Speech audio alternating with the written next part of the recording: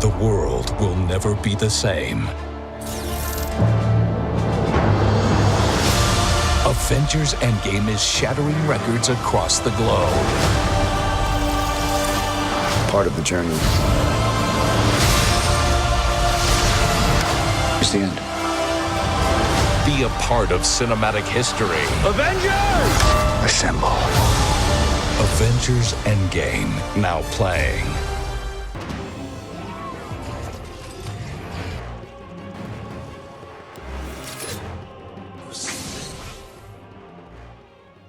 What is good, YouTube? Warstu here with a video on Captain Marvel. So before we get into the video, let me know down below, do you like Captain Marvel, aka Cara Danvers, played by Brie Larson? Do you actually like her? I think she is a victim of circumstance in the MCU. Warstu, what do you mean? Well, what is good, YouTube? Warstu here with a video on EndGame, talking about Captain Marvel and how it may be too early to introduce us to the MCU. So we are giving away a Hasbro Infinity Gauntlet. All you gotta do is subscribe to the channel with notifications on and let me know down below what you think of this video. So let's break it down. So essentially there is a big issue in the MCU with Captain Marvel, and it's not even her fault. There's a massive MCU problem with Captain Marvel, but it's actually Kevin Feige's and Marvel's fault. Nothing to do with the actual character, nothing to do with Brie Larson. So let's get into it. So I read all the comments on my last video about when I said the MCU doesn't understand Captain Marvel, and I still don't think they do. So let's break it down. So essentially what happened was Brie Larson filmed, shot, did her appearance in EndGame before the Captain Marvel movie. So she did EndGame, then she did the Captain Marvel movie. Now the problem here isn't actually to do with her, it's to do with people like Kevin Feige going around saying, yeah, she's the strongest Avenger, she's the strongest character we've ever introduced to the MCU.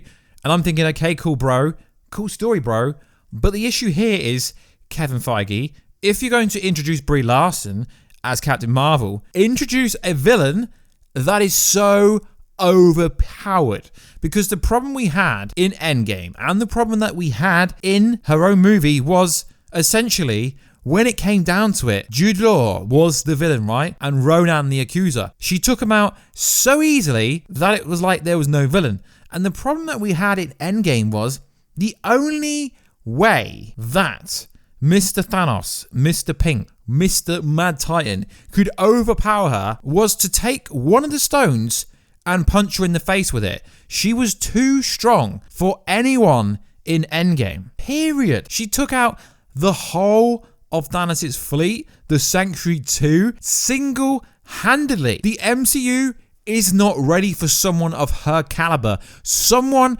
of her power. Now, yes, I do think, I know she's a very stunning character to look at. Visually, when she goes binary, when she flies, it looks insane. But the problem we've got having her in the MCU at the moment is there is no one strong enough for her to make sense. Now, before Captain Marvel movie came out, we had all these social justice warriors going, oh, we hate her before the movie came out. And then you look at the numbers, and the movie made over 1 billion. That is more than Iron Man 1, more than Iron Man 2, more than Thor 1, more than Thor 2, more than Thor 3. She literally blew the box office. Literally, Captain Marvel is one of Marvel's highest grossing rated movies ever. No, it's never gonna do the numbers that EndGame did, but her character was introduced in the 90s, and then we see her in EndGame.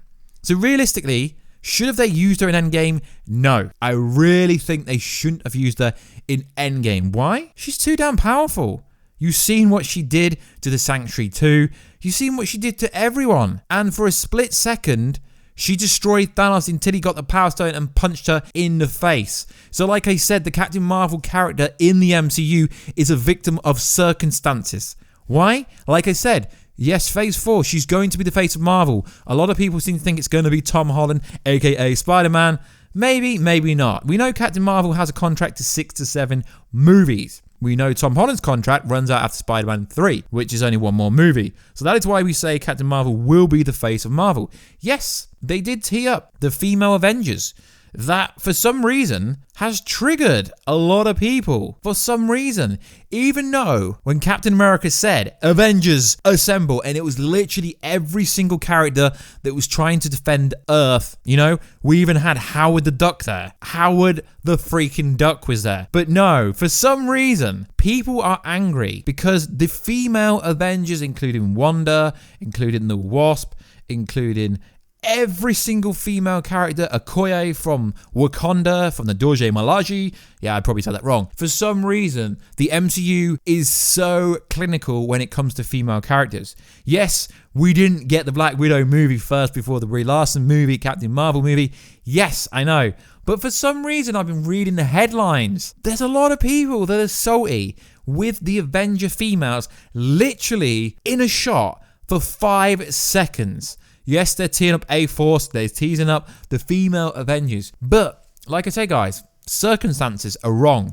She should not be introduced until someone like Adam Warlock, obviously, who's going to be in Guardians of the Galaxy Volume 3. But there's another problem with that, because the problem now is, if it is going to be called the Asgardians of the Galaxy 3, Thor is too damn powerful. He's too damn powerful.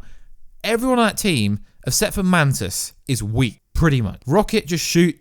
Star-Lord just shoots and fight. Gamora, well, 2014 Gamora, she's not even there yet. And Nebula just fight. So the problem we have there is Brie Larson, aka Captain Marvel, was overpowered in EndGame. But if Thor joins the Guardians, he is going to be so overpowered in that movie, unless they are teeing someone like Adam Warlock. So the best case scenario would be that Marvel hurries up and introduces these cosmic beings on the Beyonder level, or the Living Tribunal level. Because at the moment, Captain Marvel is not needed in any movie because she is too damn powerful. A lot of the criticism for Captain Marvel of actually being in Endgame is the fact that she was so OP, then all of a sudden Thanos gets the Power Stone and smashes her in the face because she's so damn powerful. It's the only way that screenwriter Christopher Marcus and Stephen McFeely could write her into the movie, but also write her out at the same time. It is very,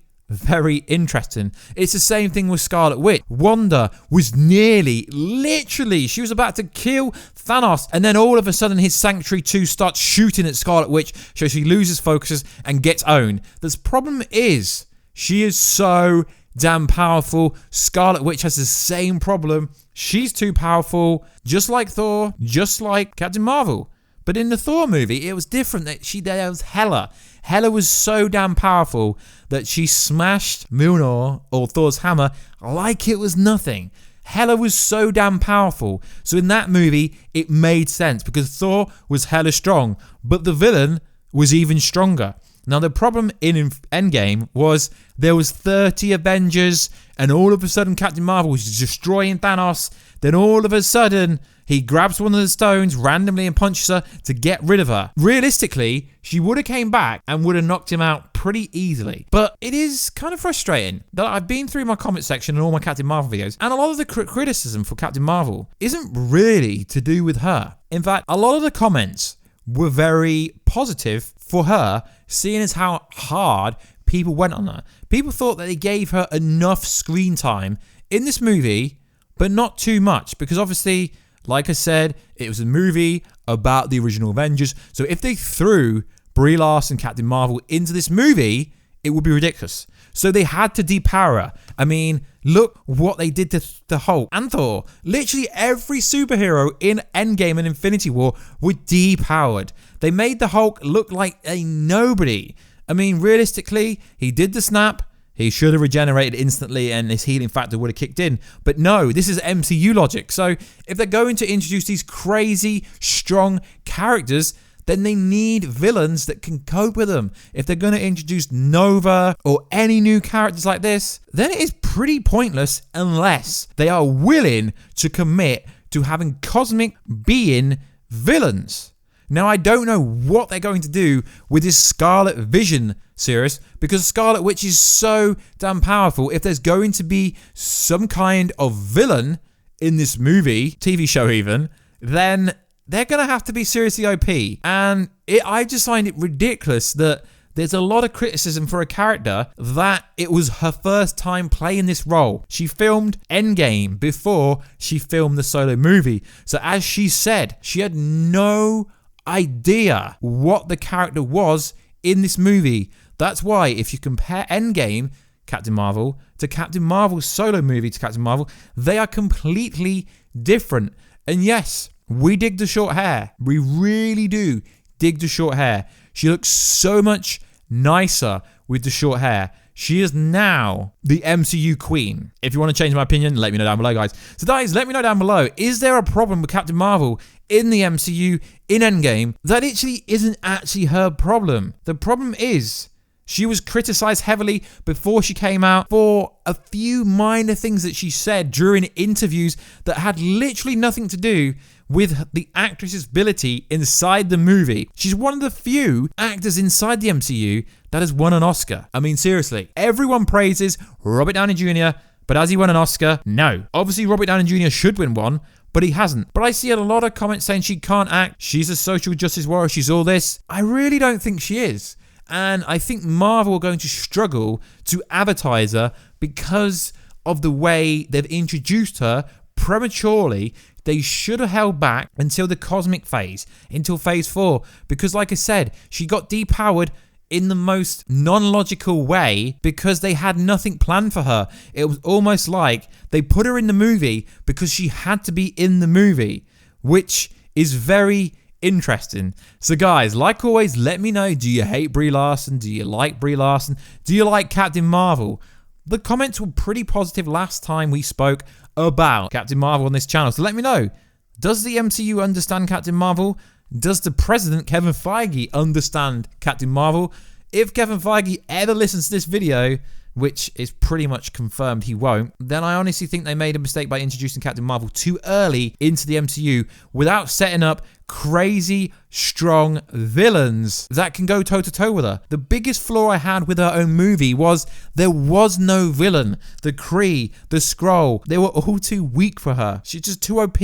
She's the strongest Avenger, strongest character we've ever introduced. Okay, so give her an even stronger person to go up against. Don't just depower her by throwing a punch with the Power Stone. That's a bit of a cop-out. But like always, guys, please like, subscribe, and comment, and I will catch you in that next video very soon. Catch ya later.